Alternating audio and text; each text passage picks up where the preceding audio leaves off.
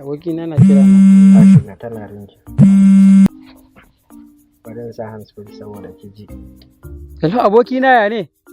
Wallahi ka gani nan wajen mutum ne shine take tambaya ka sai na ce bari ma in kira mata kai ku gaisa. Budurwarka wace daga ciki? Aisha, Suwaiba, Lantana, Bilkisu, Khadija, Fatima? Ya kuma ya kashe wayan kuma bai gaya min wace ce ba balle mu gaisa. Ya aka ka yanke? Ai da ka bari ya gama lissafawa. Tunda har yanzu bai faɗo sunana ba. Dama ba ni kaɗai ba ce? Kin gane baby ba haka bane fa. Wannan gaya da yake ganin shi dan wiwi ne. Yanzu haka wiwin shi ce ya sha ta kai mai karo. Kawai yake ta sabbatu ba kai ba gindi. Shi ma kanshi yanzu haka bai san me yake faɗa ba. Amma bari in je in same shi dan me zai yi min haka. Sai ya sa ki dinga zargi na ai. Ya zai dinga lissafo min mata kaman wasu awaki.